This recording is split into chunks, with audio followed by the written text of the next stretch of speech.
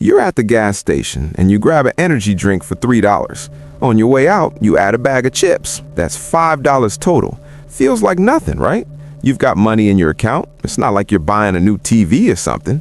Here's the brutal truth. That $3 energy drink is the exact reason you're broke. Not your rent, not your car payment, not even your student loans. It's the tiny, invisible purchases that you don't even remember making that are absolutely destroying your financial life.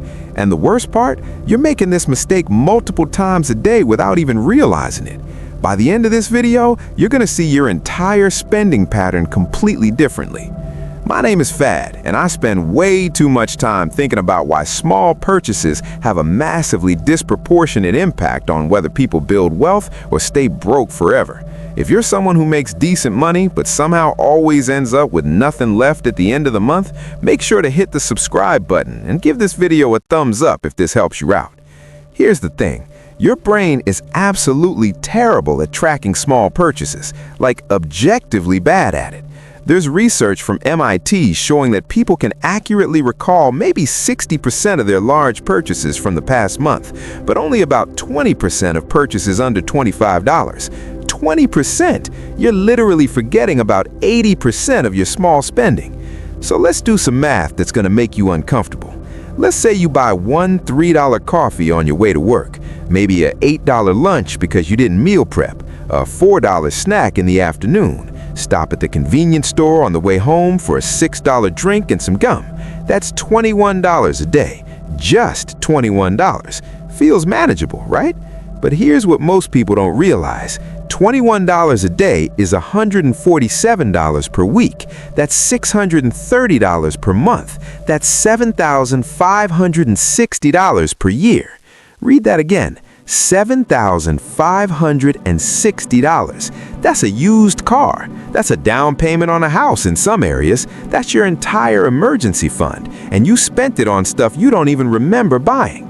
Now, you might be thinking, Fad, I don't spend $21 a day on random stuff. That's crazy. Cool. Let me ask you this. How much did you spend yesterday on purchases under $10? Can you name every single one? I'll wait.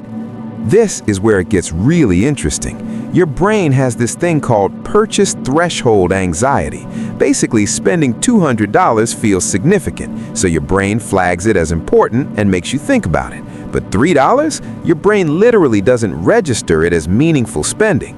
There's a behavioral economist named Dan Ariely who talks about how we have this mental accounting system where we categorize large purchases as real spending and small purchases as basically irrelevant.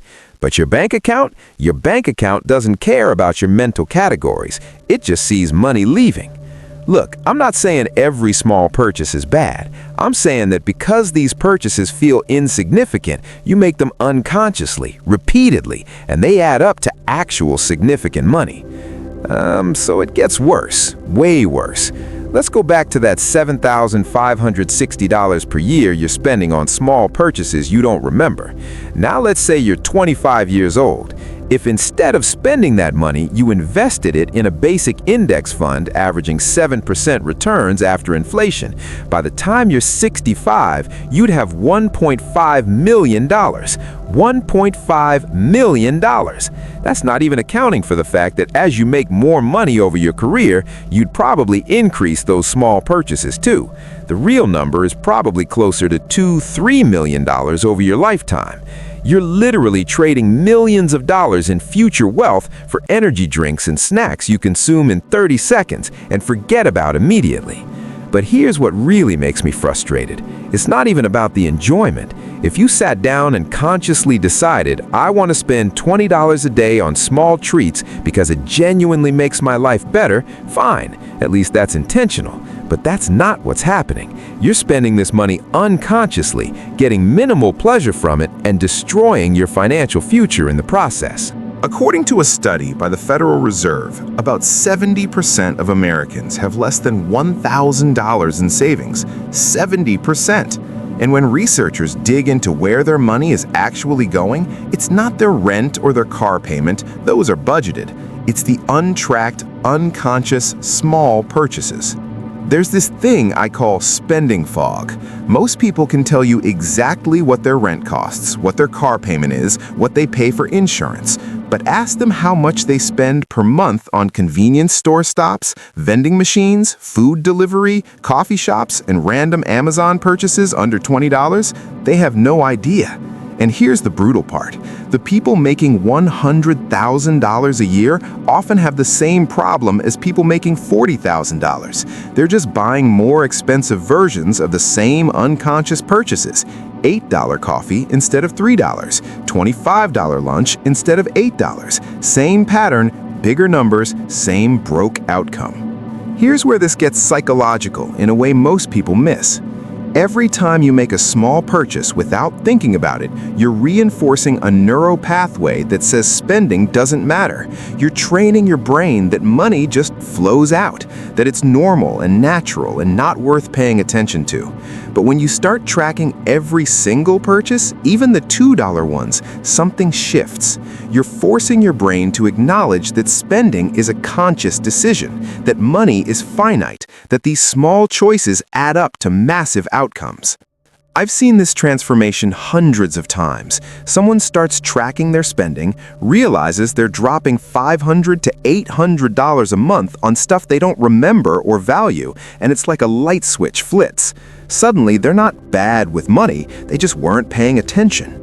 All right, enough doom and gloom. Here's how you actually fix this.